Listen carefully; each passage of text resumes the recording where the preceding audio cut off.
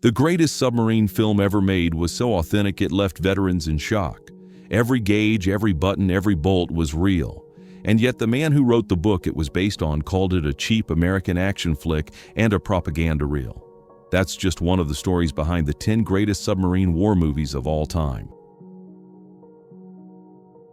Starting off with something more recent, French production, but it hits a level of tension and authenticity you don't see from Hollywood these days.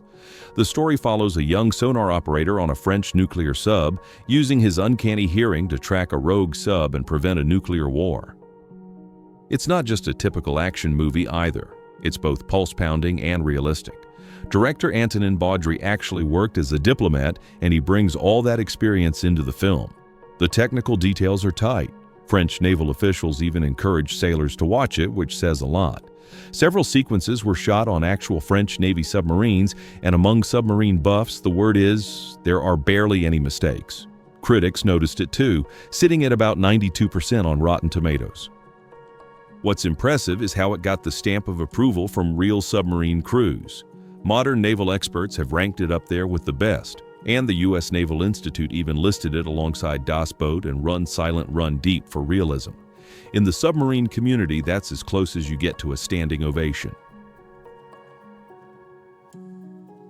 Set during a Russian crisis, Gene Hackman and Denzel Washington are stuck on the USS Alabama, arguing about what the last half-broken message from command actually means. What starts as a simple disagreement turns into a mutiny, then a counter-mutiny, and by the time it's over, you've had just about every kind of submarine drama you can squeeze into 2 hours. What most people don't realize is the U.S. Navy wanted nothing to do with this movie, because they refused to acknowledge that a mutiny could ever happen aboard a U.S. sub, and they definitely didn't want to see it play out on a movie screen. Tony Scott, the director, got creative. He ended up hiring boats and helicopters to film the real USS Alabama leaving Pearl Harbor because the Navy shut him out completely. As for the plot, it was partly inspired by a real near disaster on a Soviet submarine during the Cuban Missile Crisis, B-59, which almost launched a nuclear torpedo after losing contact with Moscow. Only the second-in-command stood his ground and stopped it. That standoff became the backbone of the movie's central conflict. Now, if you talk to anyone who served on a sub, they'll tell you Crimson Tide is fun, but it's pure what if. All the dramatic liberties, fistfights, the way nuclear orders get handled, not happening in real life. Veterans have said as much. Still, Quentin Tarantino, who actually did uncredited punch-up work on the script, put this one at the top of his own submarine movie list. For what it's worth, the tension is real, even if the tactics aren't. Set in the Pacific during World War II, this one is about as close as Hollywood ever got to showing what submarine warfare was actually like, at least according to the guys who were really there. Clark Gable is Captain Richardson, a man obsessed with sinking a Japanese destroyer after it took out his last command. He's given a new sub, the USS Nurka, and basically puts his crew through hell prepping for a showdown. Burt Lancaster plays his exec, Lieutenant Bledsoe, and the tension isn't just with the enemy, it's with his own crew. The film comes from a novel by Edward L. Beach, a real-life Navy captain who saw action in World War II. That authenticity shows up all through the movie. Battle scenes are painstakingly done. Periscope work, range and bearing calculations, use of the analog torpedo data computer, all the little stuff you never see in a typical war flick. Real war submariners praised it. Modern veterans say it's one of the rare films that actually gives you a sense of what life was like below the surface. The production worked closely with Navy consultants to get these details right. Charlton Heston plays Captain Paul Blanchard, in command of the aging USS Neptune. After a freighter collision near Connecticut, the sub ends up stuck on a canyon ledge nearly 1,500 feet down, with the whole crew trapped and running out of air. The Navy was all in on this one, partly because they wanted to show off their new rescue tech after the Thresher disaster. The real DSR-V1 Mystic, a mini-sub built for deep-sea rescues, gets plenty of screen time. Actual Navy ships, personnel, and rescue experts took part in the production. Charlton Heston even went through submarine training in San Diego. The rescue sequences aren't just Hollywood fiction, they're basically a commercial for the Navy's submarine recovery program. As a movie, it landed right in the middle of the 1970s disaster movie craze. Critics weren't impressed, gave it about 63% on Rotten Tomatoes. They called it formulaic, but solid enough. Among actual submariners, it's respected for showing off real-world rescue procedures and tech. There are a few Hollywood moments, but for the most part, the Navy got what they wanted, a showcase of what their crews and gear could actually do. This one is a classic head-to-head from World War II. Robert Mitchum leads the USS Haynes hunting a German U-boat commanded by Kurt Jürgens. It's a tight film, just 98 minutes, focused on tactics and psychological warfare. The suspense comes from two commanders, both pros, playing a deadly chess game across the Atlantic.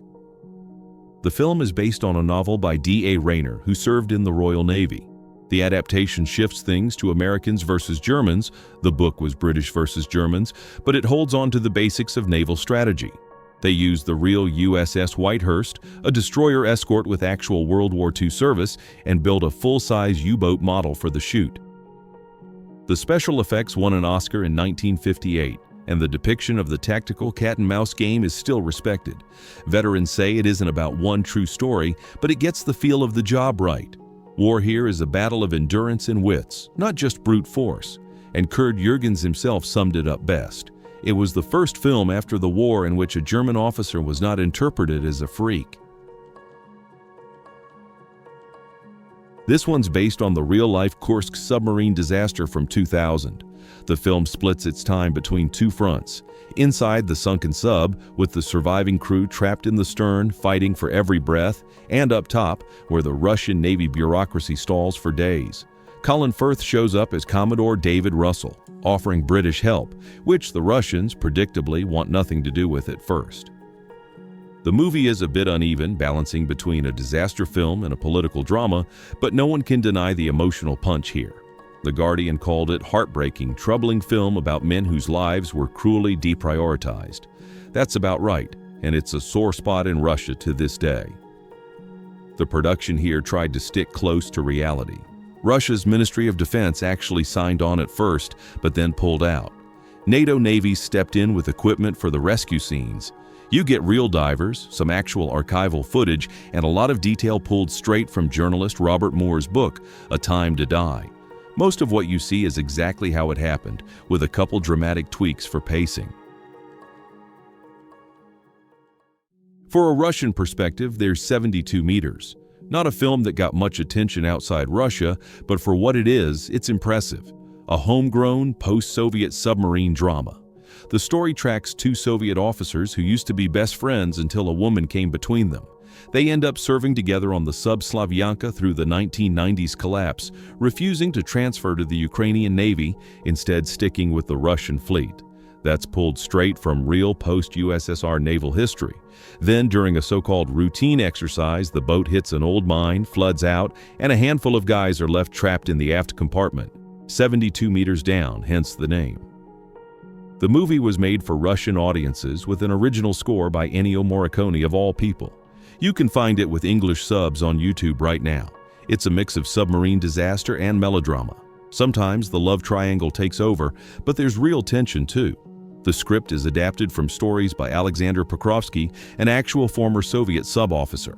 The Russian Navy cooperated, and they even shot some scenes on actual decommissioned subs and bases. The set pieces are spot on, and there's an eye for detail that real veterans noticed, and in a rare twist, actually approved of. Based on Nevil Shute's novel, it's about the end of the world after a nuclear war. By 1964, the Northern Hemisphere is dead, and the last survivors are holed up in Australia, just waiting for the fallout to finish the job. Gregory Peck leads the cast as the sub-commander of the USS Sawfish, but really, it's an ensemble of people staring down extinction. At the time, the film was controversial. Audiences in the Cold War weren't lining up to see a movie about everybody dying. MGM took a box office loss, and the U.S. Navy wanted nothing to do with it. The anti-nuke message was too strong. So the filmmakers borrowed the British HMS Andrew, dressed it up to look American, and filled in background shots with real Australian ships. The Royal Australian Navy helped out, but the U.S. Navy wouldn't touch it. This one is the gold standard for authenticity, and everybody who served on a sub knows it. The story's not based on any single event, but the level of detail here is obvious in every shot.